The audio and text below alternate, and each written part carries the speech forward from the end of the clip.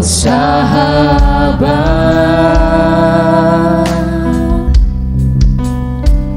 dan Kau dekat.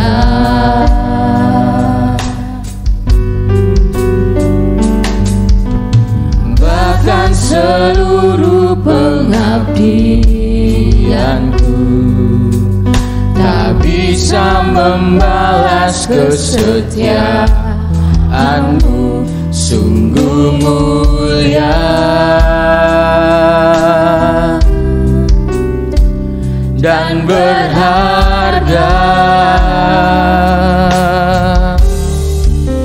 sungguh besar pengorbananmu bagiku, terlalu dalam untuk dimengerti, sungguh besar, sungguh indah yang Kau pikirkan tentangku, tak terselami bagiku, sungguh indah. Kemanakah aku dapat pergi, menjauhi rohmu yang suci, Kau sahabat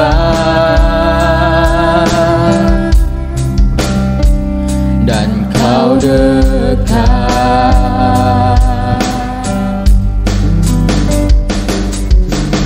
Bahkan seluruh pengabdianku tak bisa membalas kesetiaanmu, sungguh mulia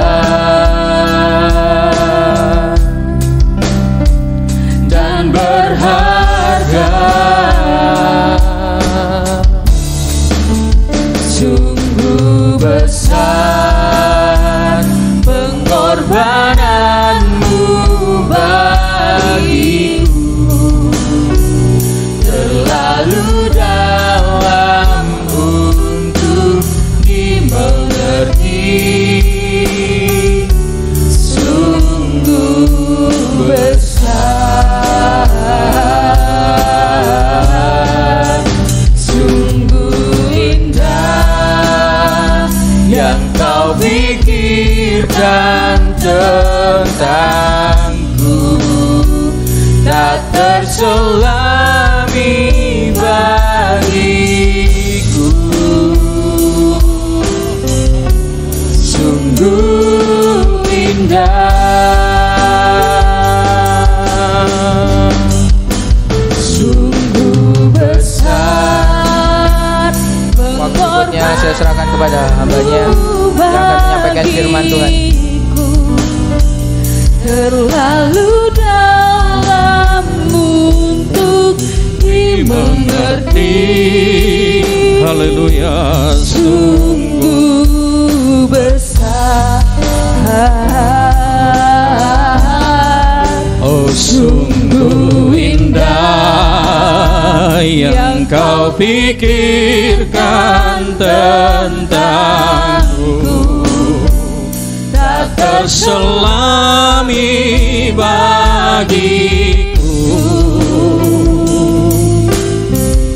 sungguh indah, sungguh indah,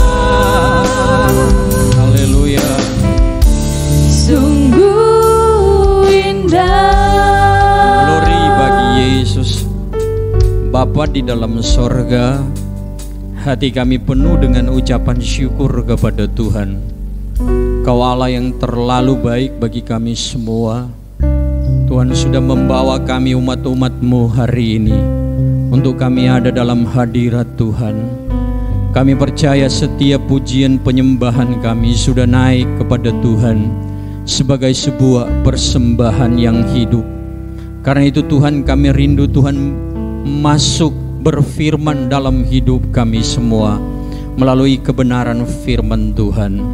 Biar firman Allah ini boleh memberkati kami semua. Kami beri hati yang terbaik untuk kebenaran firman Tuhan.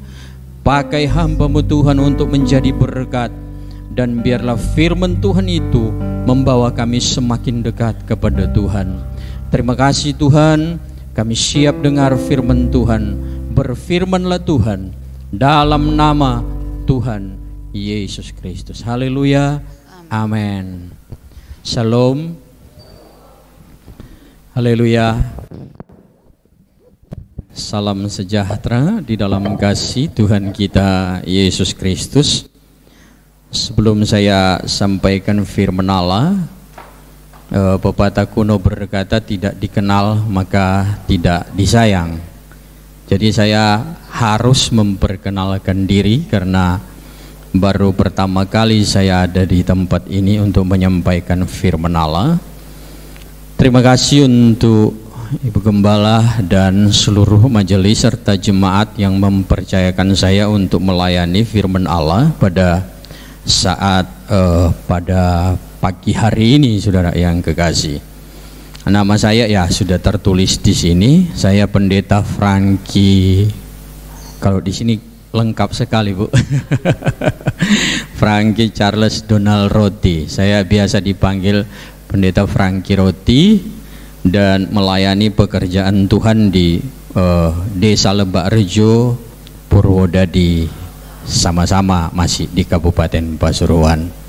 Dan dalam organisasi di Kabupaten, organisasi gereja di Kabupaten, saat ini saya melayani di Badan Musyawarah Antar Gereja sebagai Ketua 1, juga di beberapa organisasi antar gereja yang Tuhan percayakan. Dan sampai hari ini oleh kemurahan Tuhan kami melayani pekerjaan Tuhan yang ada di Purwodadi maupun yang di Pasuruan ini. Tuhan selalu sertai saudara yang kekasih, dan saya percaya berkat dan kekuatan yang sama ada di dalam hidup kita semua.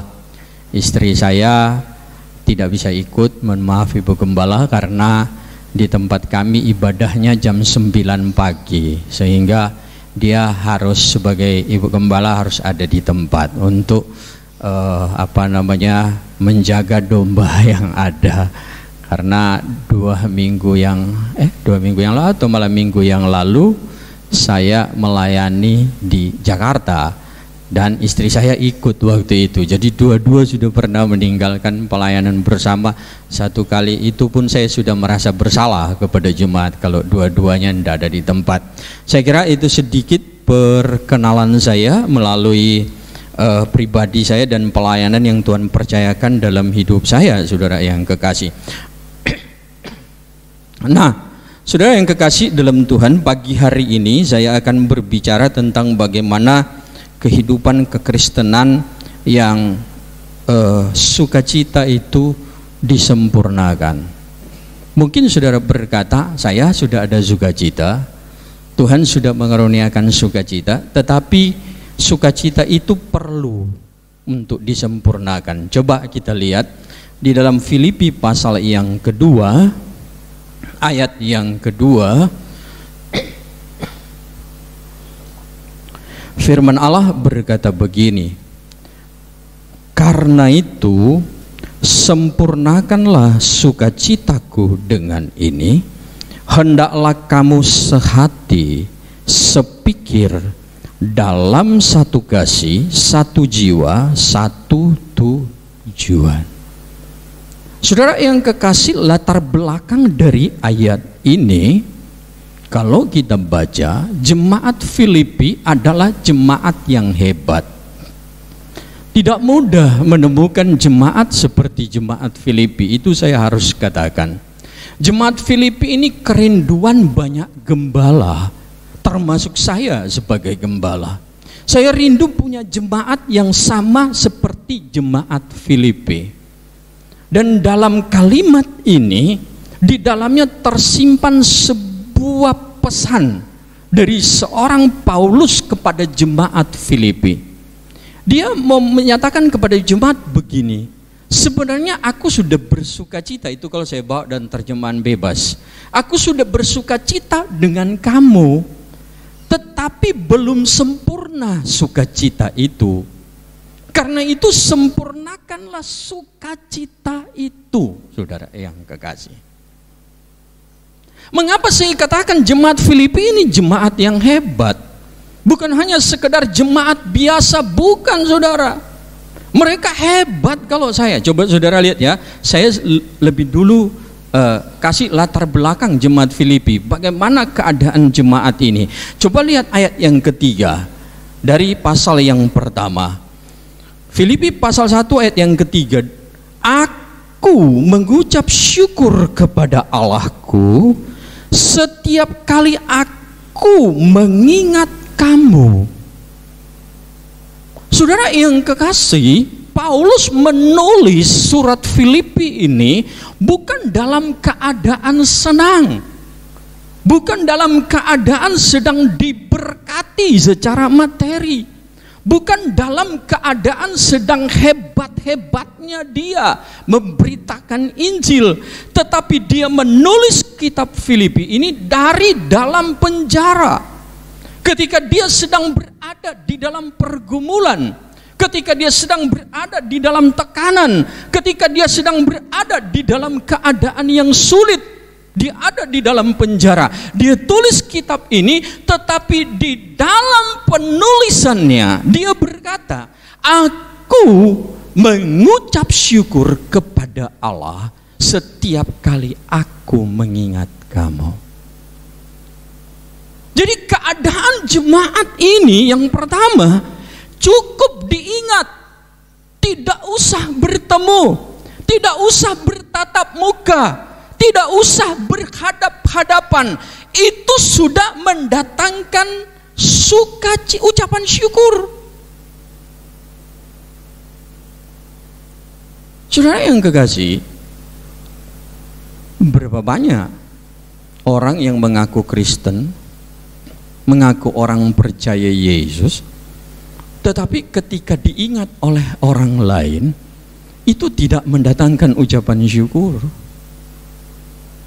Saya pernah tahu ada satu ibu ngomong sama saya begini, Pak Pendeta, kalau dia masih ke gereja, saya tidak bakalan ke gereja situ. Kira-kira apa yang diingat? Saudara, kalau kalimat seperti ini muncul. Jadi jemaat Filipi itu jemaat yang hebat. Cukup diingat oleh Paulus, itu sudah mendatangkan ucapan syukur. Kekristenan harus menjadi pribadi yang diingat oleh orang lain, itu mendatangkan ucapan syukur. Ketika kita membentuk sebuah rumah tangga, kita jadi suami, kita diingat oleh istri kita, maka istri kita mengucap syukur, Tuhan terima kasih sudah memberikan suami yang seperti ini. Ketika kita jadi istri, suami kita mengingat kita, dia mengucap syukur, Tuhan terima kasih sudah memberikan istri yang seperti ini. Ketika kita jadi orang tua, anak-anak mengingat kita, mereka mengingat dengan ucapan syukur, Tuhan terima kasih sebab sudah berikan orang tua yang seperti ini. Ketika kita jadi anak, orang tua mengucap syukur ketika mengingat kita. Ini tidak mudah, saudara. Diingat oleh orang lain, itu mendatangkan ucapan syukur. Tidak harus ketemu, cukup ingat. Yang saya harus katakan, Paulus di dalam penjara loh, ngingat jemaat Filipi, itu mendatangkan ucapan syukur bagi Paulus.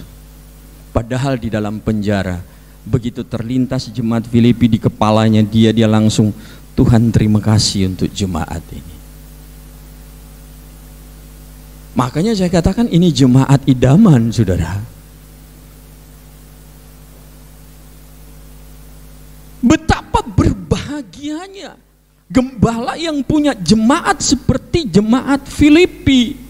Terlintas di dalam pikiran ada ucapan syukur, Tuhan terima kasih untuk Bapak ini, Tuhan terima kasih untuk pelayan ini, Tuhan terima kasih untuk mereka yang sudah Tuhan percayakan untuk saya layani.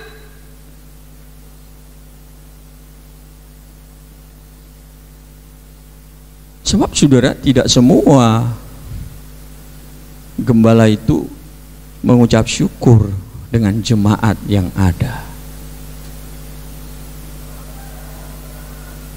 Yang kedua, coba saudara lihat ayat yang keempat. Dan setiap kali aku berdoa untuk kamu semua, aku selalu berdoa dengan sukacita. Tugas jemaat, tugas gembala, tugas hamba Tuhan itu mendoakan jemaatnya. Dan Paulus kata firman Allah berdoa bagi jemaat Filipi, yang keluar adalah doa dengan penuh sukacita.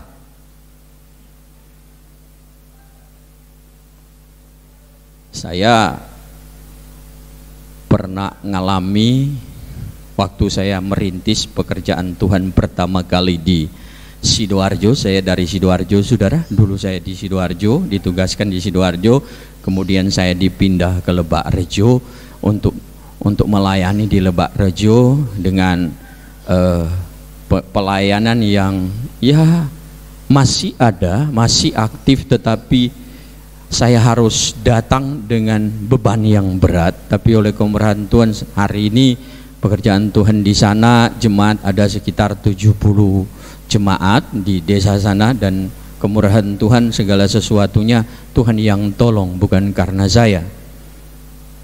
Satu kali saya di Lebak Rejo, di Sidoarjo itu, tiba-tiba istri saya itu keluar dari kamar, dia nangis. Saya tanya, loh kamu kenapa nangis? Dia bilang begini, itu loh kalung sama cincin yang tak taruh di kamar ndak ada. Dia bilang begitu. Saya tanya, kalung yang mana? Kalung yang dikasihkan ibu gembalaku waktu aku praktek. Ibu gembalaku kasih hadiah ketika aku selesai praktek, dikasih hadiah kalung. Itu aku simpan-simpan, katanya dia begitu. Nah, cari kok enggak ada ya. Lalu saya cari tahu siapa ini yang masuk ke kamar kami itu. Karena kan cuma ada anak sekolah minggu datang satu. Om, anak sekolah minggu yang ini masuk ke kamar om. Tuh. Lalu saya tanya, cuman dia yang masuk? Iya, cuman dia. Jadi saya panggil, lalu kemudian saya tanya, kamu sini, kamu ambil kalung cincinnya tante. Awalnya ndak ngaku. Lalu saya akhirnya tanya. Saya bilang, nanti om lapor polisi yo. Nanti kalau polisi sidik jari, semuanya pasti kamu yang akan ketahuan, karena cuman sidik jari kamu yang ada di situ. Akhirnya dia ngaku, iya om, saya yang ambil. Lalu tanya, istri saya tanya, mana kalungnya? Aku kasih mama, sama mama sudah dijual. Kasih mama sama mama sudah dijual. Kamu bilang apa sama mama? Aku bilang nemu di sekolahan. Istri saya nangis sambil begini, saudara. Tuhan, apalagi yang mau diberikan Tuhan? Cinta sudah kami berikan, pelayanan sudah yang terbaik untuk jemaat, tapi kok aku ngalami begini? Istri saya doanya begitu, saudara.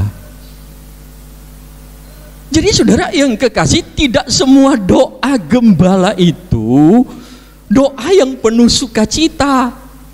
Ada kalanya gembala tuh berdoa begini, Tuhan tolong kasih tunjukkan sama jemaat itu bahwa kami mencintai dia, bahwa kami mengasihi dia.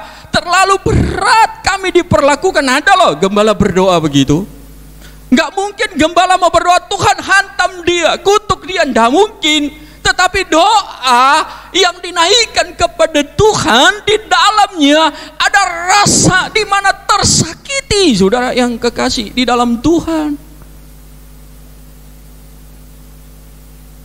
Tetapi Paulus, kata firman Allah, dia berkata, ketika aku berdoa untuk kamu, aku berdoa dengan sukacita. Ada ucapan syukur, ada sukacita, ada kebahagiaan mendoakan jemaat Filipi. Kehidupan kekristenan harus sampai pada titik ini. Ketika kita didoakan, kita diingat oleh orang bersuka cita, orang mengucap syukur terhadap kehidupan pribadi kita.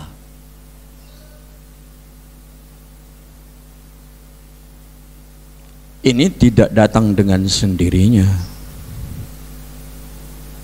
Jemaat Filipi hebat, saya harus bilang, saudara. Diingat, orang ucap syukur, didoakan dengan sukacita. Jangan-jangan ketika diingat oleh orang lain, aduh, dia punya hutang sama saya. Nah, ada kalanya kan yang begitu, saudara, yang teringat karena belum diselesaikan. Ada loh istri yang ingat suaminya trauma. Ada loh suami yang ingat istrinya sakit hati, bukan ucapan syukur yang keluar, bukan sukacita. Ada anak ingat orang tua, bukan sukacita yang diingat, tapi dia ingat bagaimana orang tua memperlakukannya dengan tidak baik. Ada orang tua ketika ingat anaknya bukan bersukacita tetapi menangis. Sekarang saya dan saudara ada di mana? Ketika kita jadi suami, sudahkah kita diingat oleh istri kita dan anak-anak kita? Mereka bersuka cita karena posisi kita sebagai seorang suami. Ketika seorang istri, sudahkah kita diingat oleh anak dan suami kita dengan sukacita? Ataukah justru ingatan yang datang di dalam diri mereka atau berdoa mereka adalah doa sayang diri, doa tersakiti? Kehidupan kekristenan harus sampai pada titik ini. Yang ketiga, ayat yang kelima, aku mengucap syukur kepada Allahku karena persekutuanmu dalam berita Injil, mulai dari hari pertama sampai sekarang ini. Yang ketiga, jemaat Filipi itu terpelihara dalam satu persekutuan. Jadi persekutuan itu ketika dibentuk dari pertama sampai Paulus tulis surat itu, kata Paulus, kamu tetap terpelihara, tidak ada yang lepas. Saya bilang sama jemaat yang saya layani begini, saya kasih rahasia untuk menyakiti gembala, saya bilang. Cuman satu, ketika jemaat yang kita layani itu keluar dari persekutuan, itu sakit rasanya sebagai gembala. Saya pernah ngalami, saudara. Saya rintis pelayanan di Sidoarjo itu mulai dari 3 anak sekolah minggu, kemudian jadi 4 anak ini saya bina dari kecil. Mereka tumbuh menjadi besar. Ketika remaja, SMA, selesai SMA, yang satu tiba-tiba ada undangan ke saya akan menikah. Baru saya datang di dalam pernikahannya dia. Saya duduk dan saya harus menyaksikan dia ijab kabul di depan saya sebagai gembala yang membina dia dari kecil. Nangis saya, saudara. Sakit rasanya. Tuhan, aku udah bina anak ini dari kecil, tapi kenapa nanti besar dia lepas? Kesukaan bagi seorang hamba Tuhan, seorang gembala adalah ketika jemaatnya itu terpelihara dalam persekutuan. Tidak ada yang lepas, tidak ada yang meninggalkan Tuhan. Ketika ada yang meninggalkan Tuhan itu pasti mendatangkan kesedihan. Tidak bisa tidak. Saya bilang sama jemaat, saya boleh senyum di depan saudara, tetapi hati saya sakit kalau ada satu jemaat yang lepas dari persekutuan. Tapi jemaat Filipi tidak ada satupun yang lepas, kata Paulus. Hebat.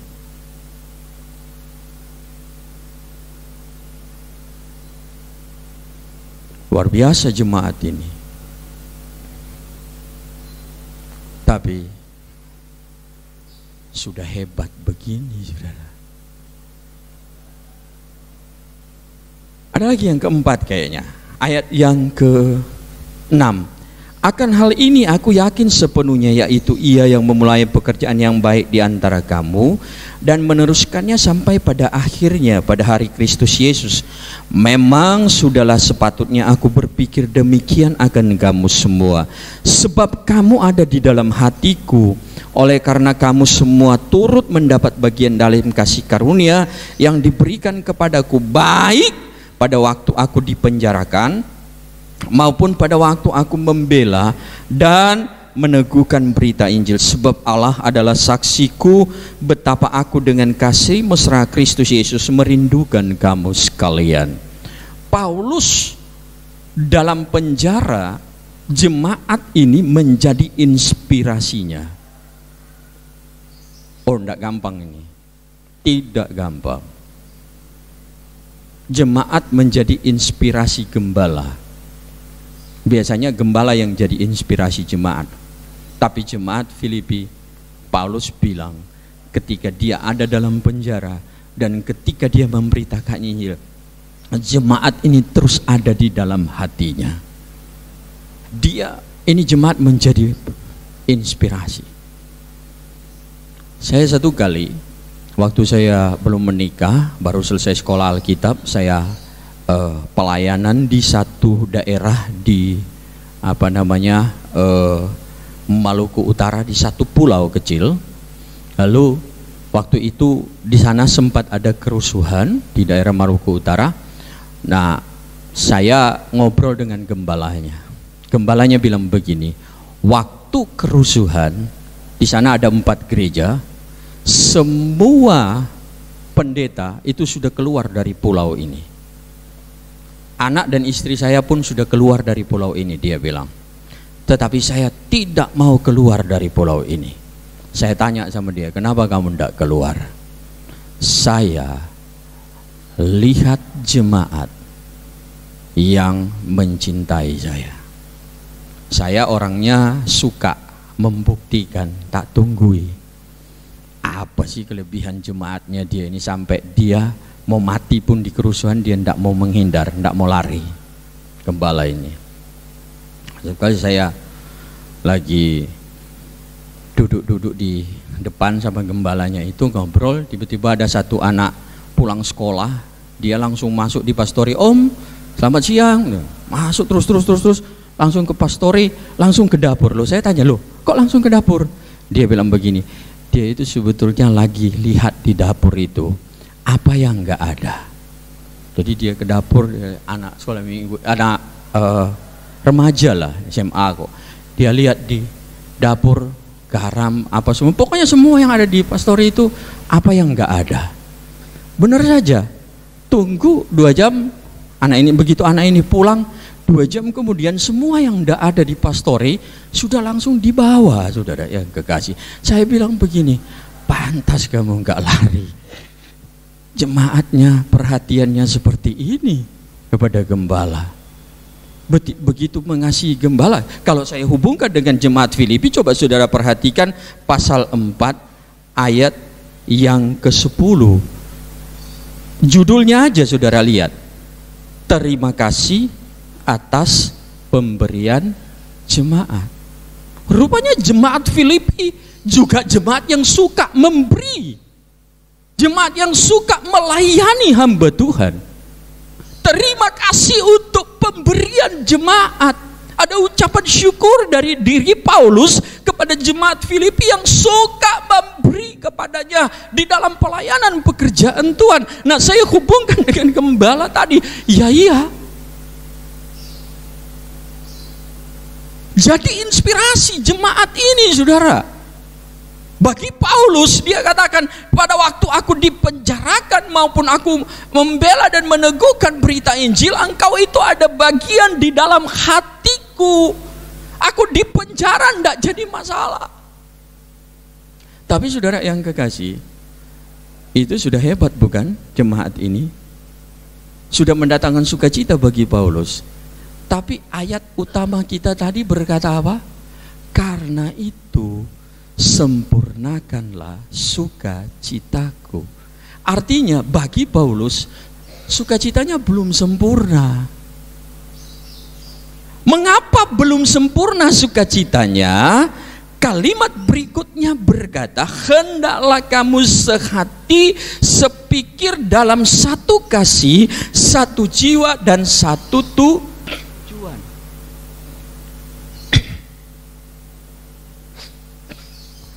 Sukacitanya belum sempurna. Mengapa, saudara? Paulus harus berbicara tentang sebuah kesatuan.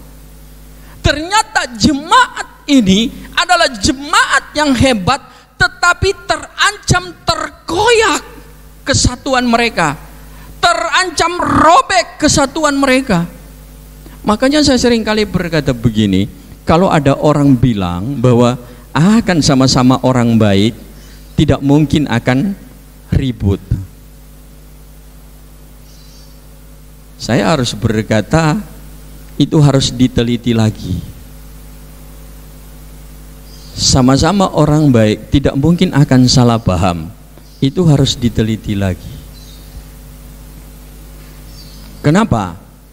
Sumber permasalahan jemaat Filipi itu, saudara, sampai Paulus mengeluarkan pernyataan tentang kesatuan. Kalau saudara baca ayat-ayat sebelumnya, saudara akan temukan di situ bahwa secara tersirat di dalamnya Paulus menunjukkan kepada kita bahwa jemaat ini terancam koyak. Koyak mereka karena apa? Karena cinta mereka kepada Paulus, kasih mereka kepada Paulus. Ketika Paulus di dalam penjara, maka jemaat ini sangat mengasihi Paulus. Kasih yang besar kepada Paulus itu mendatangkan sesuatu yang bisa meretakkan hubungan mereka. Yang satu berkata, ini gara-gara kamu, ini kamu ndak begini, ini kamu begini, ini kamu begini, ini begini. Akhirnya mereka saling menyalahkan satu dengan yang lain, lalu terancam untuk pecah. Sehingga Paulus harus berkata, sempurnakan sukacitaku. Kamu memang baik, kamu memang hebat, kamu memang jadi inspirasi. Tetapi hati-hati, sempurnakan sukacitaku. Jangan sampai engkau terpecah. Menjadi satulah kalian, satu tujuan, satu hati, satu visi, satu tujuan di dalam hidup melayani Tuhan, saudara. Orang baik, dua-dua orang baik, itu potensi pecah ada. Mengapa? Sebab ekspresi kasih itu berbeda, tidak sama. Bapak Gembala, Ibu Gembala ulang tahun, jemaat satu sesama panitia ngomong, yuk kita bicarakan apa yang akan diberikan kepada Bapak Gembala atau Ibu Gembala yang berulang tahun sebagai hadiah ulang tahun. Yang satu bilang, kita belikan baju ya. Yang satu bilang, enggak usah, Bapak Gembala, Ibu Gembala banyak bajunya, kita belikan sepatu aja. Yang satu bilang, enggak usah, kita belikan tas saja. Nah, di rapat itu bisa saling hantam gara-gara yang satu kepingin tas, yang satu kepingin baju, yang satu kepingin sepatu. Padahal sama-sama cinta Bapak Ibu Gembalanya, tetapi karena cinta yang berbeda ekspresinya, itu mengoyak mereka. Saya ingat, saya punya teman satu hamba Tuhan di Sidoarjo, waktu saya masih merintis di sana, dia bilang begini sama saya kapok bikin Natal di luar. Kan dia bikin Natal sewa gedung, saya kapok bikin Natal di luar. Lalu saya tanya, Kenapa kamu kapok? Dia bilang begini, selesai Natal 5 keluarga mengundurkan diri sebagai jemaat. Kenapa? Karena ribut sesama jemaat. Cuman gara-gara apa? Yang satu pingin kotaan, yang satu pingin prasmanan. Ayo, betul apa betul? Sama-sama orang baik, sama-sama kepingin Natalnya sukses, sama-sama kepingin melihat keberhasilan di dalam pelayanan. Tetapi ketika ekspresi kasih itu berbeda, maka itu potensi konflik besar di dalamnya. Makanya Paulus harus bilang, sempurnakan sukacitaku dengan engkau hendaklah sehati, sepikir, dalam satu kasih, satu jiwa, satu tujuan. Kesatuan umat Allah itu mendatangkan sukacita yang sempurna. Amin. Suami istri punya ekspresi kasih yang berbeda kepada anak. Bagi suami, ketika anak nakal dipukul tidak masalah. Bagi istri, anak nakal harus ditegur, tidak boleh dipukul. Itu bisa membuat suami istri ribut.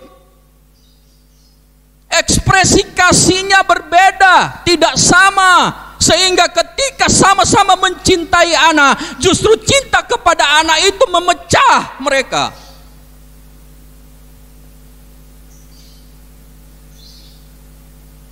Begitu juga sebaliknya.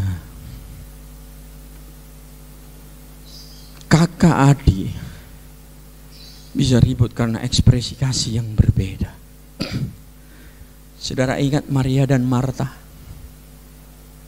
Dua bersaudara, saling mengasihi mereka, saling menopang. Bahkan kalau di dalam kisah Lukas itu dikatakan yang jadi titik berat kisah itu sebenarnya Marta. Marta yang jadi titik berat. Tapi waktu Yesus datang, kedatangan Yesus memecah keluarga ini. Harusnya kedatangan Yesus mendatangkan kesatuan, bukan? Tetapi kehadiran Yesus di rumah itu membuat Marta dan Maria konflik. Maria duduk di bawah kaki Yesus, ngobrol dengan Yesus. Marta membuat makanan. Sekarang saya mau tanya, kira-kira salah nggak Marta buat makanan buat Yesus? Enggak kan? Itu juga pelayanan meja kok. Di dalam kitab Kisah Para Rasul ada pelayanan mimbar, ada pelayanan meja. Diaken dibentuk untuk bagaimana melayani meja. Itu baik yang dikerjakan Marta.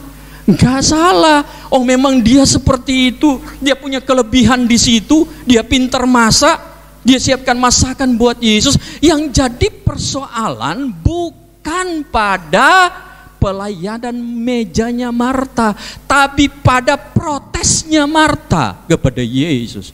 Ketika Marta protes, Maria kok dibiarkan diam, Maria kok enggak kerja, Maria kok biarkan cuma ninggalin aku sendiri yang kerja. Di sini persoalannya. Padahal sama-sama mengasihi Yesus. Dalam diri Maria kasihnya kepada Yesus dia tunjukkan dengan bergaul dengan Yesus, di dalam berbicara. Sedangkan Marta kasihnya kepada Yesus dia tunjukkan dengan menyediakan makanan untuk Yesus nikmati. Tapi yang jadi persoalan protesnya Marta. Di dalam kehidupan kekristenan ini sering terjadi. Dan ini menghilangkan sukacita. Percayalah, ini menghilangkan sukacita. Makanya Paulus berkata, sempurnakanlah sukacita dengan satu kesatuan. Saudara, menjadi satu itu tidak gampang. Kita ini dari latar belakang yang berbeda. Saya mau khotbah sampai jam berapa, Bu? Biasanya saya mau taat, saudara.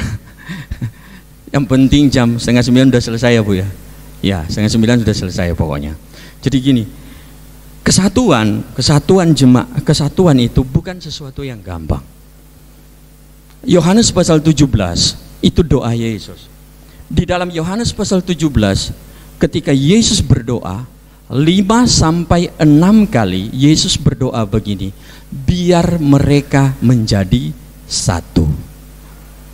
Waktu Yesus melakukan mujizat, menyembuhkan orang sakit, membangkitkan orang mati, Yesus itu tidak banyak meminta, cuman bicara, saudara yang kekasih.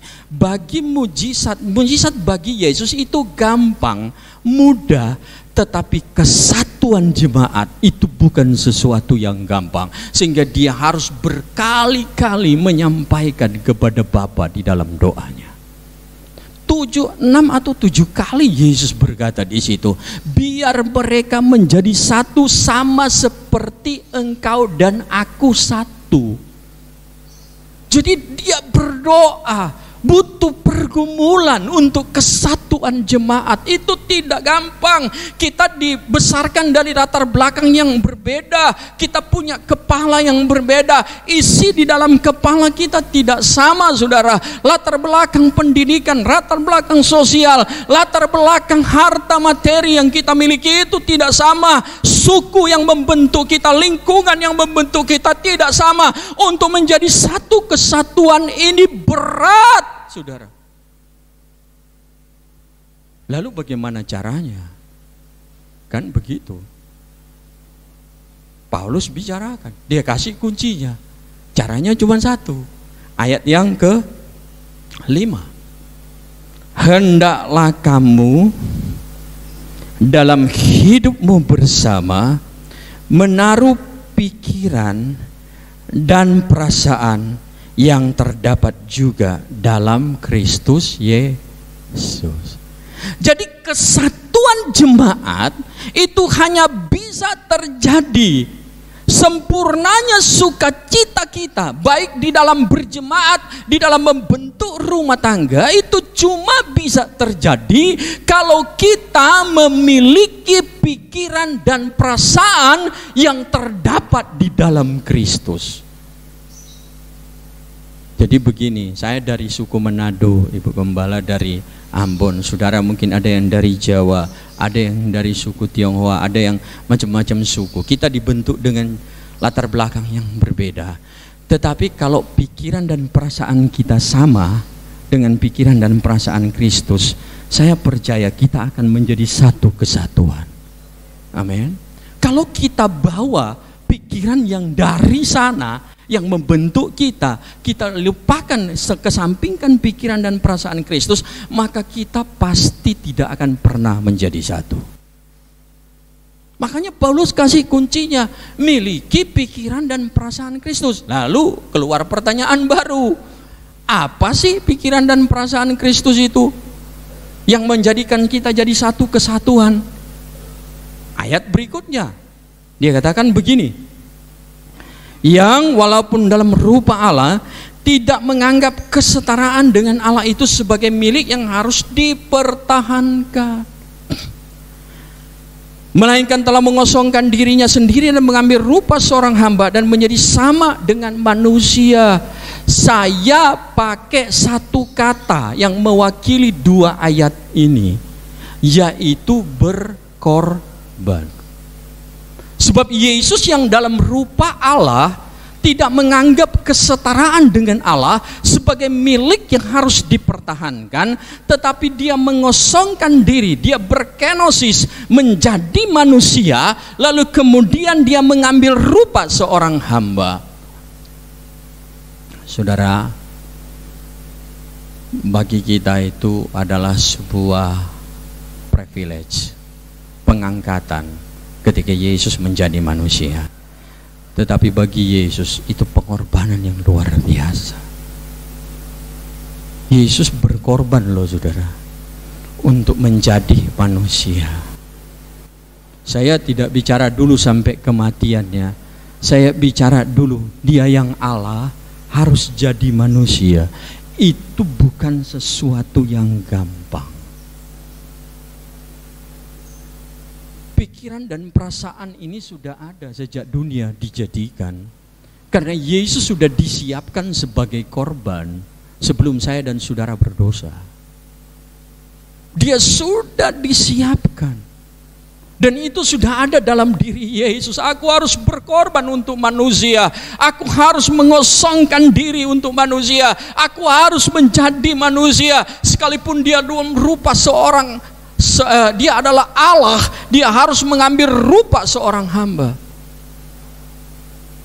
Saya coba ambil garis bayang ya. Ini garis bayang. Ini dimensi kealahan. Ini dimensi manusia. Nah, Yesus ada dimensi Allah. Saya dan saudara ada di dimensi manusia. Kita ada di dimensi manusia, Yesus dimensi kealahan. Nah, Yesus dia turun menembus dimensi manusia, dia jadi manusia supaya apa? Supaya saya dan saudara yang ada di dimensi manusia ini naik, menembus menjadi manusia Allah. Yesus bicara kepada Timotius, dia berkata, "Tetapi engkau hai manusia Allah." Mazmur dia berkata bahwa siapakah manusia sehingga engkau mengangkatnya menjadi sama seperti Allah. Jadi Yesus ketika dia berkorban bagi kita, di dalam pikirannya saya akan berkorban supaya apa? Supaya manusia itu bisa terangkat naik.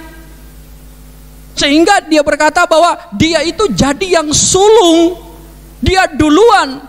Dia jadi manusia Allah, saya dan saudara jadi manusia Allah. Tetapi Yesus jadi manusia Allah berkorban, kita jadi manusia Allah. Karena pengorbanan Yesus, maka kita jadi manusia Allah. Nah sekarang kalau saya bawa konteks kesatuan itu, jika di dalam kita satu komunitas, kita punya pikiran dan perasaan berkorban, maka kita mampu untuk menurunkan diri kita supaya rekan-rekan kita bisa naik. Kenapa? Kita mau berkorban, rekan kita biar naik, enggak apa-apa. Kalau pikiran seperti ini ada, kesatuan ini akan terjaga. Enggak ada yang ngambul kalau usulnya enggak diterima. Enggak ada yang akan mundur karena tidak diterima usulannya. Oh enggak apa-apa, aku mau berkorban kok. Enggak diterima ya enggak apa-apa.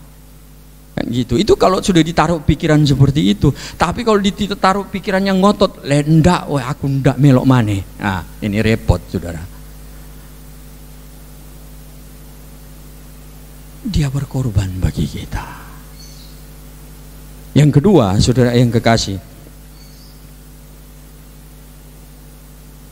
melainkan mengosongkan dirinya, mengambil rupa seorang hamba dan menjadi sama dengan manusia. Dan dalam keadaan sebagai manusia, ia telah merendahkan dirinya. Dia merendahkan dirinya. Jika kita sama-sama mau merendahkan diri sama seperti Yesus merendahkan dirinya, saya percaya komunitas itu akan terjaga.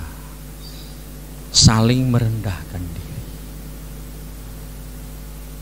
Yang ketiga, di sini dikatakan dirinya dan taat sampai mati, bahkan sampai mati di kayu salib. Dia taat sampai mati, memiliki ketaatan akan firman Allah, maka kesatuan itu pasti akan terjaga. Yesus berkorban, Yesus merendahkan diri, Yesus taat sampai mati di atas kayu salib. Saya dan saudara pun sama. Kalau kita ingin memelihara sukacita itu sehingga sempurna, kita harus dalam satu kesatuan. Gimana caranya? Miliki pikiran dan perasaan Kristus. Apa pikiran dan perasaan Kristus itu? Berkorban, merendahkan diri, dan taat kepada firman Allah. Ketaatan kepada firman Allah mendatangkan berkat bagi kita. Amin. Tuhan pernah menyesal ngangkat orang, saudara yang kekasih, karena orang itu tidak taat.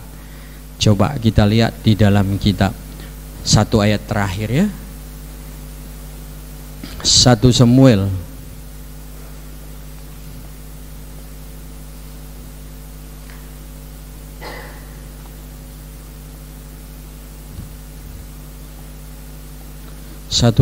pasal yang ke-15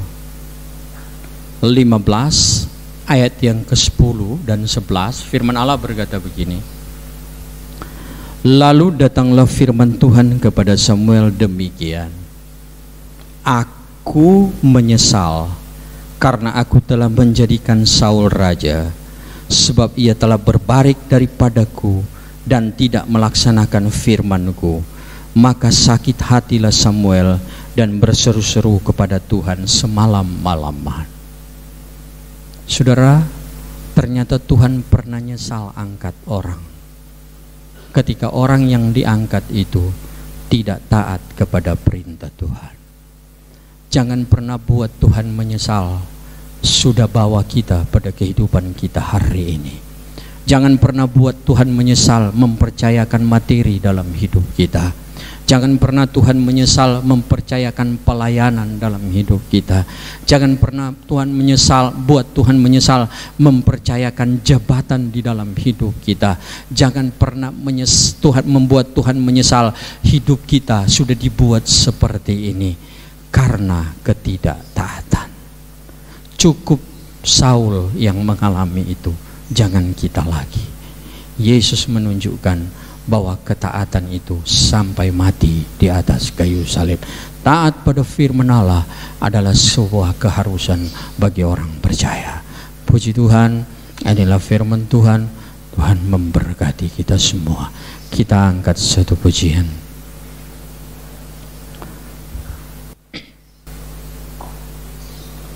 Satukan kami.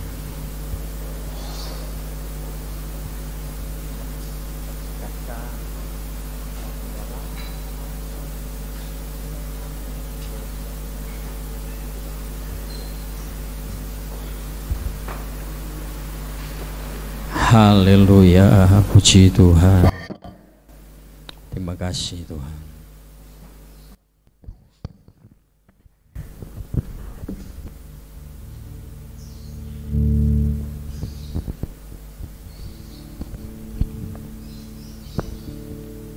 Terima kasih Yesus.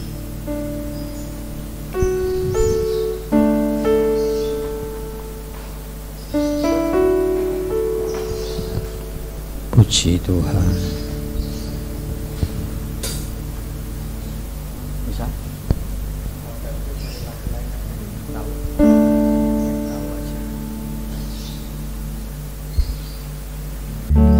Lagu tadi aja, semusim berlalu.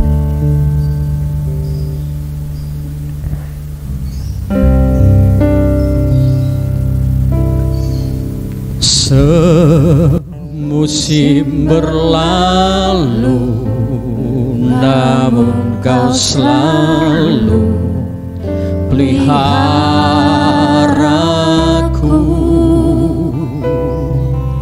Kasih dan setiamu tak pernah layu di hidupku.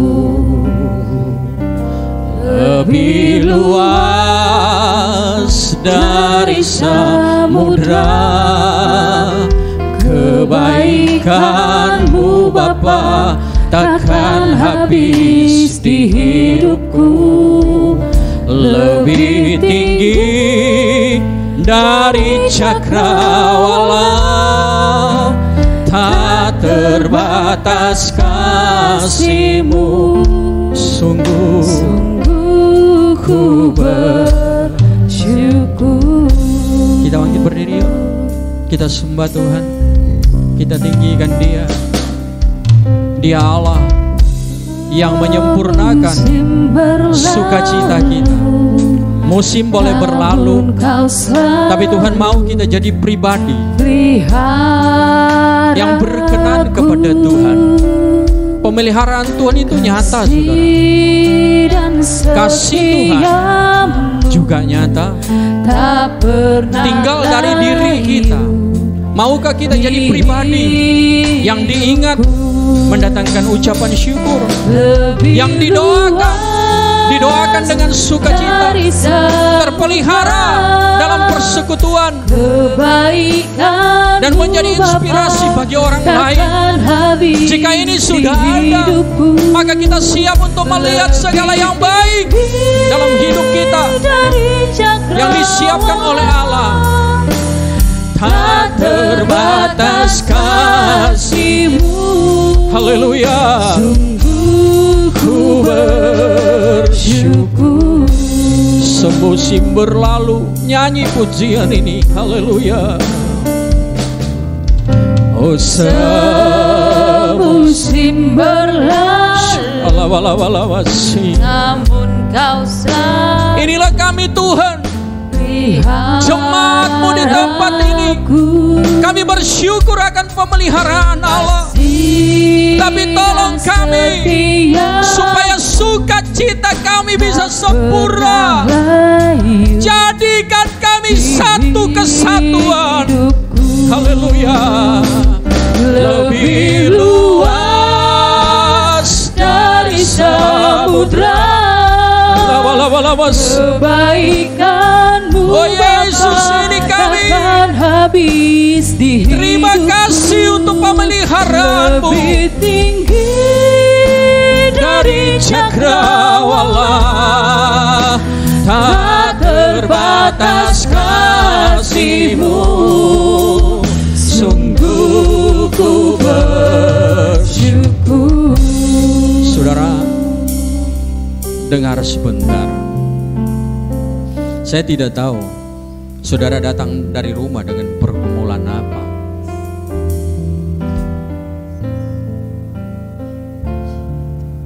Tetapi kalau ada yang ngelihat rekan, aku ndak sejahtera lihat dia. Kita pernah tersakiti, ataupun kita pernah menyakiti. Coba kembali kepada firman Allah. Jemaat Filipi diingat, datangkan ucapan syukur, didoakan dengan sukacita. Kalau kita jadi suami, sudahkah istri kita bersukacita dan mengucap syukur mengingat kita dan mendoakan kita? Kalau kita jadi istri, sudahkah suami dan anak-anak kita bersukacita dan mengucap syukur mengingat kita? Kalau kita jadi anak, sudahkah orang tua mengingat kita dengan ucapan syukur? Dan kalau kita jadi orang tua, sudahkah anak-anak kita mengucap syukur? Itu dalam lingkup yang kecil. Dalam lingkup yang lebih besar, ketika kita dipercayakan wadah, kita jadi ketua wadah, sudahkah anggota kita mengucap syukur? Sebaliknya, ketika kita jadi anggota, sudahkah pengurus-pengurusnya mengucap syukur mengingat kita? Kibarata kala bala masih kurababaya sarala bala masih. Bapak, terima kasih. Tolong kami, bawa kami dalam satu kesatuan di dalam Engkau. Terima kasih untuk firman Allah yang kami dengar. Terpujilah Tuhan. Dalam nama Tuhan Yesus, kami mengucap syukur untuk firman. Haleluya. Amin. Amin.